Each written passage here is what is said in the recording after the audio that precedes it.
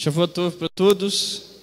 Como eu falei, hoje nós teremos só uma breve explanação, coisa de 10 minutinhos, só para a gente finalizar o estudo que nós tivemos pela manhã, mas hoje nós vamos ter a reunião do nosso passeio que faremos na próxima semana. Lembrando aos irmãos que nesse próximo Shabat, nós não teremos serviço aqui na congregação, tá? Como quase 90% da congregação vai estar lá no nosso passeio, no nosso retiro, nós abdicamos de ter o serviço aqui no sábado da manhã e no sábado pela tarde. Possivelmente vai ter um diácono aqui, a gente vai ver quem pode estar disponível, só para vir aqui de manhã, para avisar os irmãos que chegarem e não tiverem ciência que nós não teremos esse serviço, tá bom? Depois o Robertinho vai tomar a palavra, ele vai falar acerca de alguns procedimentos, algumas coisas que nós precisamos organizar, para que a gente consiga fazer o passeio de forma organizada e prazerosa para todos. E nós não vamos demorar muito, que os meninos... Vai ter ensaio hoje, ô? Vai ter ensaio hoje, para a gente já começar a verificar sobre a questão da festa. Irmãos, hoje nós estudamos pela manhã a 49ª porção da Parashá, que quer dizer quando sair, né? Eu não sei se todos... Quem não estava aqui pela manhã? Acho que Jailson, a Ju... Acho que só, né? A Jana... Você estava pela manhã? Não, né? Nós estudamos a Parashá e eu estava explicando a vocês que nós não podemos, quando a Brida Hadashah fala que os justos herdarão o reino dos céus, que você vai verificar lá em Mateus capítulo 25, quer ver? Vai lá comigo, bem rapidinho. Mateus capítulo 25, deixa eu ver se é 25 ou 35, 25. Não, melhor, faz o seguinte, vai em Ezequiel capítulo 18, Ezequiel 18, que o pastor José pediu para que nós lêssemos hoje de manhã.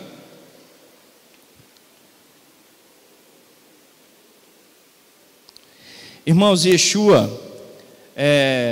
o nosso Mashiach, o nosso Salvador, aquele que trouxe a revelação para nós do único Deus, do eterno, da crença, que nós somos participantes desse reino, e verdadeiramente Yeshua tem transformado a humanidade. Se você apagasse Yeshua da história da humanidade, hoje nós temos aproximadamente 20 milhões de judeus que vivem o judaísmo, ou seja, não representa nem 0,5, acho que nem isso deve chegar, né? Por mais que os judeus tenham uma forte presença na sociedade de ajuda humanitária, de desenvolvimento da ciência, de algumas coisas da medicina, e o judeu foi abençoado por Deus para isso, para abençoar a nação. Mas se fosse verificar, se você for em qualquer canto da terra, hoje existe 1,3 bilhão de cristãos. 1,3 bilhão de cristãos. Ou seja, se hoje o nome do Deus de Israel, se o Deus de Moisés, o Deus de Abraão, de Isaac e Jacó, o Deus da Torá, o Deus que levantou os profetas, se hoje ele é conhecido no mundo, por mais que eu respeite os meus pais e tenha um apreço por eles, eu sei da importância e do papel dele, mas esse mérito está sobre o Rabi Yeshua HaMashiach. Foi ele que levou o nome do Eterno sobre os 4 cantos da terra. Quer haja discordância de como isso ocorreu, embora a Igreja Católica teve uma forte participação disso, mas querendo ou não, Yeshua HaMashiach levou a crença no único Deus. Eu mostrei um vídeo para vocês onde um rabino, por mais que ele questione a questão do lado do Messias de Yeshua, porque isso é uma crença, é algo que Yeshua mesmo diz que não fomos nós que escolhemos a ele, mas ele nos escolheu. E quando nós vemos que os judeus têm os seus olhos ainda encobertos, isso foi para mérito para as nações, para bênção para as nações, porque o não enxergar deles trouxe salvação para o mundo, é o que diz Romanos capítulo 11. Então é um mérito, é um trabalho, é uma ação de Deus para que as nações reconheçam a Deus como único e o seu Messias a quem enviaste. Mas há um momento todo Israel será salvo. O que nós estamos fazendo aqui na nossa congregação é restaurar, porque existe um processo pela qual o judeu reconhecerá. E Paulo fala que se a rejeição trouxe salvação para o mundo, quanto mais a sua admissão, quanto mais quando eles aceitarem Yeshua como seu Messias, o que acontecerá se não a vida dentre os mortos, né? Então é muito profundo. Restaurar esses princípios judaicos da nossa fé é você proclamar a missão de Yeshua. É você proclamar a missão de Yeshua, trazer isso de volta, é resgatar aquilo que se foi perdido no passado, mas com muito equilíbrio, com muito amor, com muita misericórdia. Muitas pessoas questionam a gente, mas Francisco, por que Jesus? Por que falar Jesus e não Yeshua? Foi nesse nome que eu criei, irmãos. Por mais que eu sei que Yeshua é o seu nome verdadeiro, mas as nações conhecem Jesus. Não temos problema nenhum de falar Jesus, o nosso Messias, aquele que trouxe salvação para nós. Não tem problema nenhum trazer o contexto de Yeshua dentro da nossa congregação. Não tem problema nenhum nós falarmos Deus. Essas coisas são pormenores. Nós estamos buscando coisas maiores, restaurar princípios que são bons, e para isso nós precisamos nos unir aos nossos irmãos. Então, quando nós olhamos acerca da Brit Hadashah, por que existe o contexto? Eu sempre falo que eu gosto de lidar com pessoas inteligentes, pessoas que Deus gosta disso, né? Deus não é aquele tipo de Deus que quando Ele interpela alguém, Ele não quer uma resposta, Ele não quer um entendimento. Você lembra de Moisés? Quando Deus chega para Moisés, irmão auxiliador, e fala assim, logo depois do pecado de bezerro de ouro, fala: Moisés, desce que eu vou destruir o povo que você tirou do Egito. Aí Moisés olha e fala assim: Senhor, o que o Senhor, como que você estivesse falando assim, o que o Senhor está me dizendo? Desce que eu destruirei o povo que você tirou do Egito. Ele falou: Senhor, não diga isso. O que dirão os outros povos que o Senhor os tirou e os libertou para matá-los no deserto? E a tua misericórdia, e a tua benevolência? Tu és o Deus de Abraão, de Isaac e Jacó, que prometeu a trazer a sua descendência para a terra prometida. E ele fala assim: Senhor, risca-me no livro da vida. Olha como que Moisés, ele respeita a soberania de Deus, mas ele tenta entender, ele tenta compreender. Você lembra de Abraão, quando estava vendo a destruição de Sodoma e Gomorra? Mas Senhor, se não tiver 50 homens, se tiver 50 justos, o Senhor vai destruir mesmo assim? Mas se tiver 45, 40, 35, se tiver 10 homens? Ele foi entendendo e compreendendo. E Deus é assim, irmãos, Deus revela as pessoas. Quando Ele diz, eu sou o que sou, Ele estava dizendo que Ele seria conhecido conforme Ele se revela às pessoas. Para uns, Deus talvez é severo, porque talvez foi na severidade, vamos dizer assim, que Deus se revelou a ele, porque assim foi a forma que Deus agiu. Para outros, Deus é bondoso, é gracioso, porque Deus se revelou na sua bondade. Deus é tudo em todos. Então, quando nós enxergamos que Deus é a nossa revelação, que Deus é aquele que revela a sua presença sobre nós, você vai ver que Yeshua apresenta esse Mashiach. Então, quando nós falamos em Novo Testamento, a pergunta que você precisa fazer: de onde que originou esse conceito, Novo Testamento? Novo significa Hadashah, né? É Hadashah, né? Ha já é uma preposição. Brit significa aliança, então Brit Hadashah, nova aliança, que quer dizer dentro do cristianismo Novo Testamento, e existe o Antigo Testamento, que para nós não tem nada de antigo. Dá uma concepção de antigo como se foi algo, foi interrompido, foi quebrado, mas o Novo Testamento, ele só tem esse chamado porque ele é baseado em uma profecia. E aonde está essa profecia? Está lá em Jeremias capítulo 31. Vai lá comigo, ó. Depois nós voltamos aqui em Ezequiel 18. Aqui ele fala, é a primeira vez que fala sobre uma nova aliança, Brit Hadashah. Por isso que o Novo Testamento foi titulado dessa forma, Brit Hadashah, porque existe uma profecia dando base para isso. Mas quando você verifica Yeshua proclamando a sua fé, Yeshua ele não diz: eis que faço uma nova religião, eis que eu faço uma nova nação. Ele diz que ele veio dar a crença e a continuidade na mesma fé de Abraão. Abraão viu os meus dias e se alegrou. Quando você verifica Estevão contando a sua fé e falando por que ele estava ali proclamando Yeshua, ele começa a discorrer sobre Yeshua desde Abraão. Ele conta a história de Abraão, ele fala de Moisés, ele fala da saída do Egito, ele fala de Davi, ele fala dos profetas. Aí ele fala: Deus levantou o Messias prometido aos nossos pais. Paulo dizendo que conforme o caminho a quem chamo de seita, assim sirva aos deuses dos nossos pais, crendo tudo que está escrito na Torá e nos profetas. Essa continuidade, irmãos, nós estamos trabalhando para trazê-la de volta. É lógico que nós teremos uma característica que talvez é diferente do outro, mas trazendo de volta.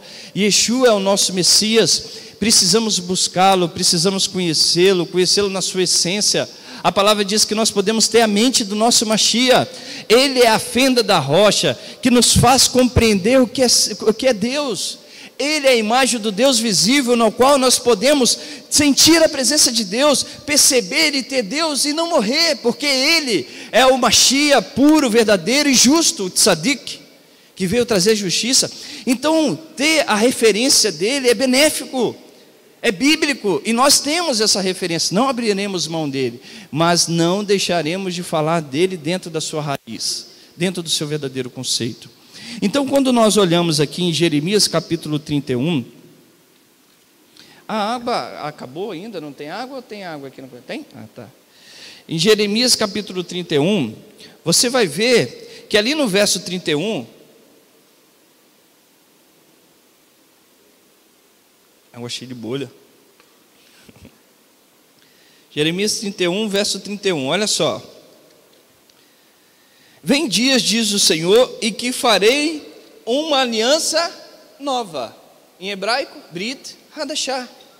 Uma nova aliança. Então, quando o Novo Testamento, quando Yeshua veio trazer essa concepção, ele não estava trazendo algo que para os ouvidos do judeu era algo à margem da sua compreensão, mas era algo que ele compreendia, algo que ele entendia. Onde que diz que esse texto aqui, que nós estamos citando nos profetas, é referência na Brit Hadashah? Se você for em Hebreus capítulo 8, se eu não me engano, vai dizer, capítulo 8 de Hebreus, que vai se referir a essa profecia de Jeremias. Olha que interessante, diz assim, ó: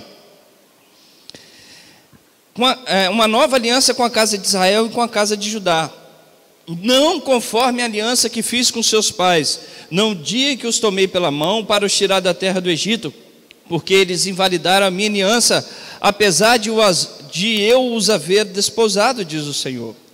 Esta, porém, é a aliança que farei com a casa de Israel. Depois daqueles dias, diz o Senhor, porei a minha lei no seu interior, e as escreverei no seu coração, e eu serei o seu Deus, e eles serão o meu povo. Então, quando nós falamos de Yeshua dentro da sua concepção, verdadeira concepção, nós estamos falando de trazer a Torá para dentro do coração do homem. Por isso que eu falei que quando nós falamos de justiça, de sermos justos, eu não tenho como alcançar a justiça sem trazendo o contexto fora da Torá. Eu só consigo alcançar a verdadeira justiça trazendo a Torá para a minha realidade. Francisco, quer dizer que nós somos obrigados a guardar toda a Torá? Não. Você tem mandamentos que você vai conseguir fazer e que você precisa buscar para cumprir, e outros mandamentos que não servem para você. Se você olhar as exigências do mandamento do homem para a mulher, qual que é maior? Do homem. O tzitz não é uma obrigação para a mulher, e nós usamos, está aqui, ó. Talvez o tefilim, que a maioria de vocês não conhece, é uma coisa que um dia vocês tiveram o privilégio de comprar, adquiram, é uma ordenança para os homens. O tefilim é uma caixinha que tem os mandamentos na testa e no braço, onde está descrito na Torá, que você deve colocar aqui, não sei, na frontal, na fronte da sua cabeça e no seu braço, simbolizando o seu coração. Aqui simboliza a sua mente, aqui simboliza as suas ações. É para os homens, não é para as mulheres. Então, ou seja, quando você encontra que existe mandamento para o judeu, para o gentil, então a gente entende o papel da Torá para nós. Nem tudo nós temos condições de guardar, nem o judeu. Ele sabe que grandes partes dos 613 mandamentos estão conectados com o templo em Jerusalém, e hoje eles não têm esse privilégio. Grandes mandamentos da Torá precisam ser cumpridos na terra de Israel, e muitos judeus não vivem na terra de Israel. O ano de Shemitah, por exemplo, a terra que devia ter o descanso dela no 7º ano, era só feito dentro da terra de Israel. Se o judeu tivesse uma propriedade fora, ele não havia necessidade do cumprimento dessa mitzvah. Ou seja, então você vai ver que o mandamento, ele não é um peso, ele é algo que traz justiça, que traz leveza. Yeshua diz que aprendei de mim que sou manso e humilde de coração, e o meu jugo é suave, né? Eu acho que é jugo que ele cita, né? E o meu fardo é suave, né? E o meu fardo é suave, não é pesado.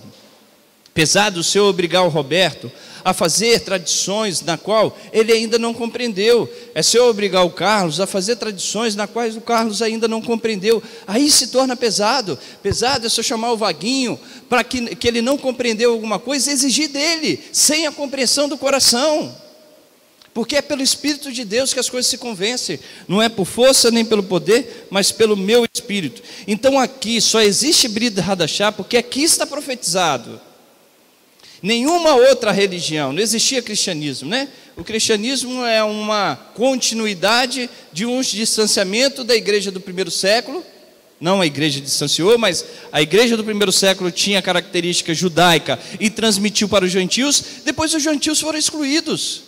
Por vários motivos, irmãos, motivos políticos, motivos geográficos, motivo de antissemitismo, vários motivos fizeram com que os judeus deixassem de ser participantes, e Yeshua hoje é totalmente apresentado sem nenhuma característica judaica, nenhuma. Então precisamos usar a inteligência para isso. E quando você questiona, quer queira ou não, as pessoas sentam aqui, nós temos exemplo de pessoas que discutem em casa, que falam que não concordam, quando vem aqui ouvir o nosso ensino, sai mudando o pensamento, mudam, porque encontram uma veracidade na Bíblia, uma verdade, uma realidade. Quando nós buscamos a inteligência, que Deus nos compreendeu, a gente consegue compreender. E aqui, Ezequiel 18, vai lá comigo.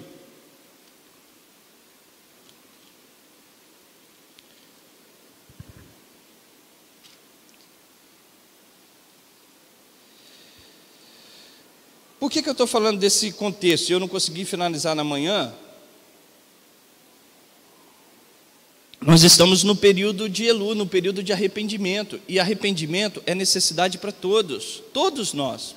Essa concepção de que João fala, que se dissermos não temos pecado, nos tornamos mentirosos, é uma concepção totalmente judaica. Provérbios descreve isso.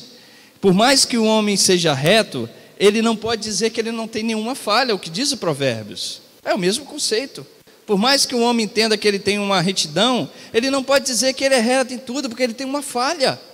Então, uma concepção de entender que todos nós precisamos nos arrepender. Olha o privilégio que a nação de Israel tem. A nação de Israel, nesse período de Elu, e nesse período de Rosh Hashanah, e de Yom Kippur, para como nação, pedindo perdão pelos pecados da nação de Israel. O nosso país, com tanta corrupção, com tanta desigualdade social, ela não entende, a igreja não compreendeu esse privilégio que ela tem de parar como unidade.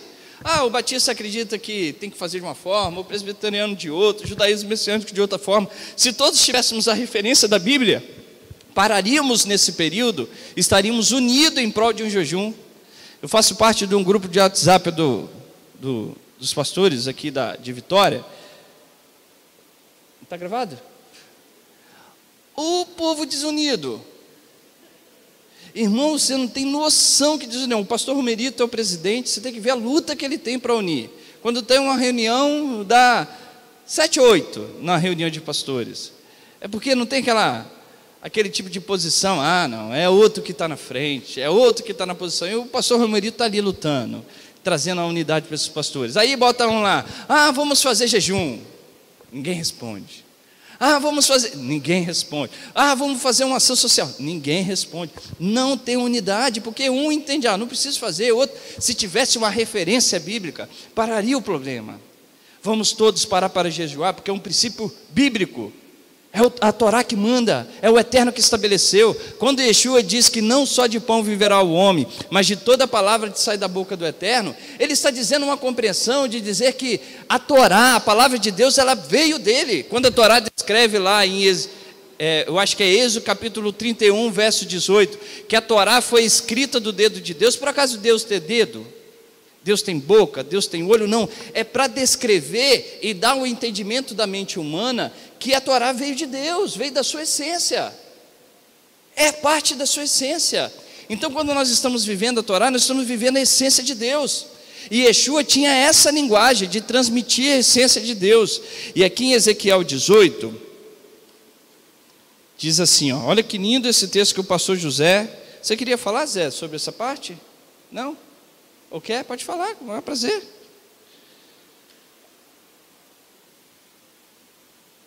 Assim a gente se coopera, né? Olha só, eu citei de manhã, enquanto Francisco ensinava, eu pesquisava aqui mesmo na Escritura, e Ezequiel capítulo 18 fala de um provérbio. Vocês entendem esse provérbio? Alguém sabe sobre esse provérbio? Venha aí a minha palavra do Senhor, que tendes vós? Vós que dizeis esta parábola acerca da terra de Israel. Os pais comeram uvas verdes, e os dentes dos filhos é que se embotaram. Hein? O que significa isso? Vou explicar a vocês para vocês entenderem, porque dentro desse texto, o que acontece nos dias de hoje, ainda acontece isso, nós culparmos determinadas coisas que acontecem com os nossos filhos, é por causa dos pecados do pai, ou por causa dos pecados da mãe. E aqui, nesse texto, o Senhor está falando que todas as almas são dele, tanto a alma do pai quanto a alma do filho. Então o filho não vai carregar sobre ele condenação por causa dos pecados de seu pai. Tá certo? Então quando ele diz aqui, os pais comeram uvas verdes, está falando dos pecados dos pais. Tá certo? E os dentes dos filhos é que se embotaram. Ele está falando, peraí, os pais pecaram e os filhos é que são punidos? E o que diz o Senhor? Tão certo como eu vivo, diz o Senhor Deus, nunca mais direis este provérbio em Israel, pois todas as almas são minhas, como a alma do pai, também a alma do filho é minha. A alma que pecar, esta morrerá. Meu filho está lá, dependente químico, então ele está lá por causa dos meus pecados. É o que as pessoas pensam. Entendeu? Só que a palavra de Deus, que eu creio, e nós devemos crer e ficar com ela, é ela que tem que prevalecer, e não o que as pessoas pensam ou o que as pessoas acham. Exatamente, eles falam em questões hereditárias, mas isso vem da hereditariedade. Pode ser, porque, por exemplo, na minha família, o médico me perguntou, na sua família, tem alguém que é hipertenso? Eu falei, todos. Meu pai e minha mãe eram hipertensos, os filhos todos. Uma situação como essa. Agora, dizer que os filhos seus estão carregando, estão sendo punidos por causa dos seus pecados, é isso que ele está falando aqui nessa parábola. Os pais comeram uvas verdes e os dentes dos filhos é que se embotaram. Os pais pecaram e os filhos é que vão pagar? Não, nunca mais em Israel se dirá esse provérbio. E aí quando você vai lendo o contexto aqui do texto, mais à frente ele vai falar, se esse pai que pecou tiver um filho que cumpre tudo que está escrito aqui, esse filho viverá. Mas se ele tiver um filho que não cumpre o que está aqui, certamente essa alma morrerá. Então ele está mostrando a diferença. E nós temos que nos apegar à palavra de Deus, porque hoje, nesses tempos, todo mundo diz isso. É por causa de você, por causa de algum pecado, de alguma coisa. Se eu pequei, cabe a mim ser punido. Tá certo? Eu não posso, se Francisco cometeu um delito, eu não posso ir lá perante. Eu posso, Roberto? Eu não posso ir lá substituir o Francisco perante o juiz e falar, senhor meritíssimo, eu quero ser preso no lugar dele. Só que quem cometeu o delito foi ele, não fui eu. A justiça não vai aceitar, porque eles têm que julgar segundo a reta justiça. Tá certo? Então ele mostra que, se você ler o capítulo 18, você entenderá melhor. Então guarde bem. Os pais comeram uvas verdes, está falando dos pecados dos pais.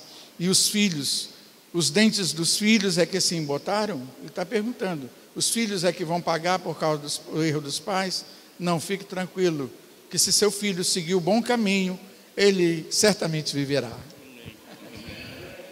Oi.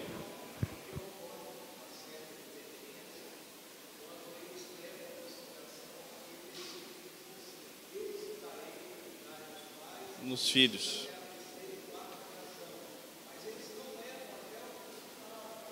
E terei misericórdia.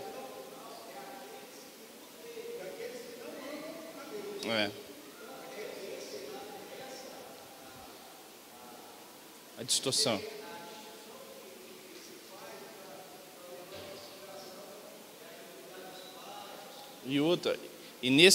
E quando você pega esse texto do que o Roberto está citando, que eu visitarei até a terceira e quarta geração, ali a Torá está dizendo se os filhos praticarem os mesmos pecados dos pais.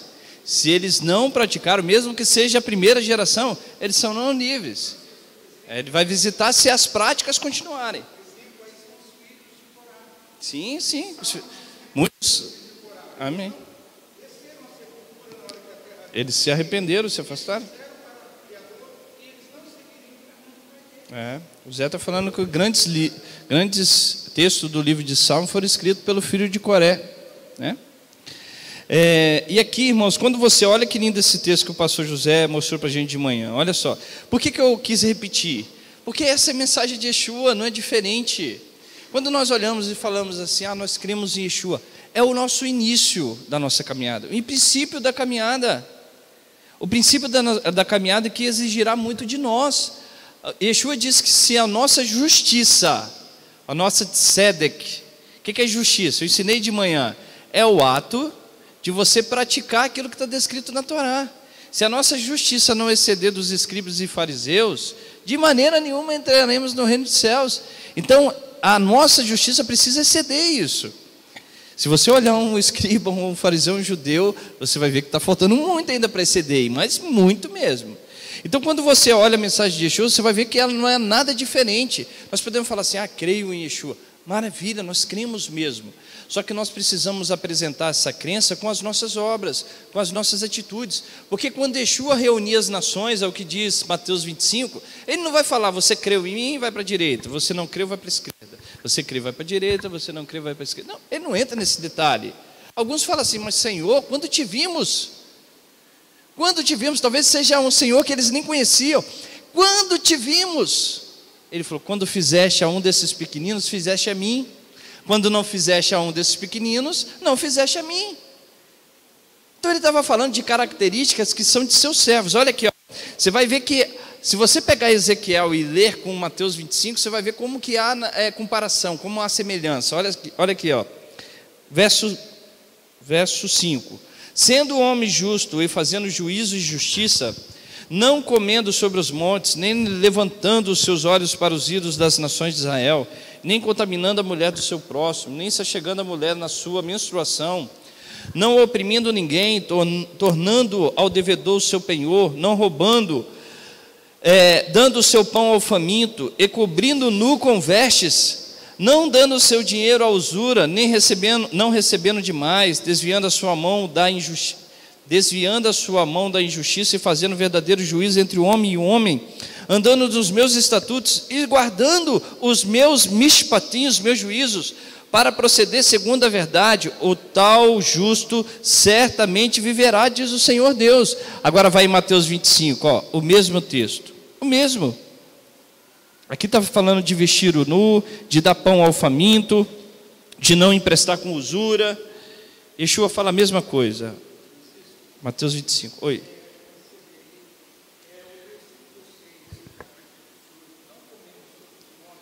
Quer dizer, abominar ídolos.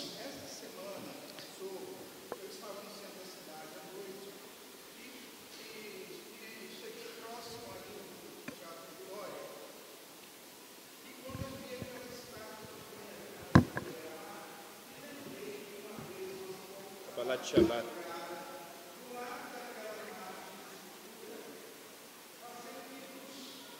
Foi de madrugada não. Foi de madrugada não, Zé. Foi no Shabbat, foi sexta-feira depois do Shabbat, não? Foi?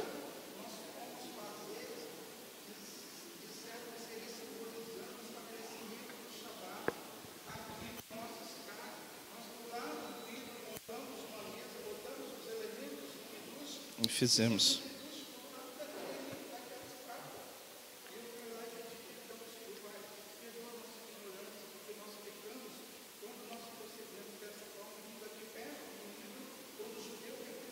Isso de qualquer forma. Ele não se dobra.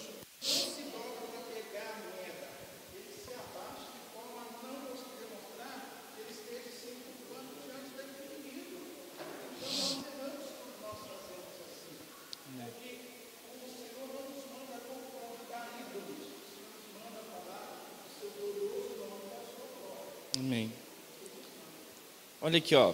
Mateus capítulo 25, verso 31. Já estou encerrando, tá? Porque senão eu vou tomar muito tempo. Quando o Filho do Homem vier em sua glória, e todos os anjos com ele, então se assentará no trono da sua glória. Presta atenção, ó. Todas as nações se reunirão diante dele, e ele separará um dos outros, como o pastor separa dos bodes as ovelhas. Ele colocará as ovelhas à sua direita e os bodes à sua esquerda. Então dirá o rei aos que estiverem à sua direita: vinde, benditos de meu Pai, possuí por herança o reino que vos está preparado desde a criação do mundo. Pois tive fome e me deste de comer, tive sede e me deste de beber, era estrangeiro e me acolheste, estava nu e me vestiste, estive enfermo e cuidaste de mim, preso e me visitaste. Então perguntaram os justos: Senhor, quando te vimos com fome e te demos de comer, ou com sede e te demos de beber, ou te vimos estrangeiro e te acolhemos, ou nu e te vestimos? E quando te vimos enfermos e preso e foste visitar-te? Responderá o rei: em verdade vos digo, que quando fizeste um desses meus pequeninos irmãos, a mim fizestes. E aí? Aqui, irmão auxiliadora, Yeshua não pergunta: você creu em mim? Eu acredito que ele está falando sim para pessoas que criam nele, mas ele não entra nesse detalhe, não era o mais importante. O mais importante eram as ações. Ver que a sua fé cooperou com as suas obras, cooperou com a sua fé. É o que diz Tiago: as nossas obras precisam cooperar a nossa fé. Pega todos esses itens: cobriste o nu, deste fome ao faminto, deste sede ao sedento, foste visitar o preso, foste visitar o enfermo. Para na sua mente e fala: quanto que eu pratiquei isso? Quantas vezes eu tenho buscado seguir a justiça, perseguir a justiça? Pare e pense. É aí que está a nossa introspecção. Se nós queremos alcançar a justiça de Deus, precisamos nos inclinar para ela, precisamos ser mais amorosos. Irmãos, eu não esqueço, todas as vezes que eu ia fazer um trabalho no hospital infantil, por causa da congregação, quando eu entrava lá, eu percebia e saía que o meu carro não era nada, que o meu emprego não era nada, que a minha estrutura financeira não era nada. Porque você se inclina em algo bom e aquilo traz de volta para você algo benéfico espiritual, que você vê o quão pequeno você é diante de Deus, o quão pequeno nós somos. Eu tinha um senhor que trabalhou comigo no banco, 35 anos de trabalho no banco, se aposentou com 55 anos, tinha 3 milhões de reais na conta, não viveu um ano para aproveitar isso, deu um câncer no cérebro, em um ano ele morreu. Um ano não, foi 8 meses, coisa assim. Não aproveitou, juntou dinheiro a vida toda, para quando chegar aquele momento, ele não aproveitou 8 meses da sua vida. A pergunta que nós fazemos: será que nós estamos exercendo essa justiça? Queremos alcançar a presença de Deus? A melhor forma que nós temos não é de vir aqui e fazer o louvor. Irmãos, tudo isso nós vamos ajudar e fazer, faz parte, mas não é a nossa essência principal. Não tem que ser o teu maior mover em servir o eterno, tem que ser em obedecer o eterno e ao seu mandamento. É isso que vai nos prender. O dia que não tiver congregação, que não tiver alguém tocando violão, mesmo que seja ruim igual eu toquei, mas estava ali tocando violão com as notinhas, quando você deparar com essa situação, você for acostumado com o mandamento, você viverá com a presença do eterno independente disso. Independente. Então, essa é a nossa maior essência. Que o Eterno nos abençoe, que sejamos abençoados, e que a nossa busca seja isso, de fazer o bem ao próximo, de amar a Deus demonstrando com as nossas ações. É assim que as pessoas vão nos interpelar. Yeshua fala que as pessoas, ao maldizerem vocês, eles caiam em vergonha, porque eles verão o bom testemunho que nós estamos dando. E é assim que nós precisamos ser, né? Estamos fazendo tzedaká. Depois, quando nós voltarmos do retiro, nós vamos prestar conta a vocês de como está a conta corrente da congregação, o que nós estamos fazendo de ação social. Nessa semana, por exemplo, a Marlene saiu, foi no orfanato, entregar lá para o orfanatinho que tinha uma criança de 20 dias? 8 dias ou 10, eram várias crianças que são abandonadas pelos pais e elas são dadas para doação. Então tinha aproximadamente 8 crianças, estavam passando necessidades básicas, e nós pegamos o dinheiro da congregação e vamos auxiliar. O pastor José já foi lá no albergue que está sendo, que tem na nossa cidade para auxiliar. Eu acho que é esse o nosso papel, é de ajudar as pessoas. Então, para que vocês saibam que o dinheiro que vocês estão dando à congregação é para a manutenção da nossa congregação e para o serviço social. porque esse é o nosso trabalho e o Eterno vai nos abençoar. Amém?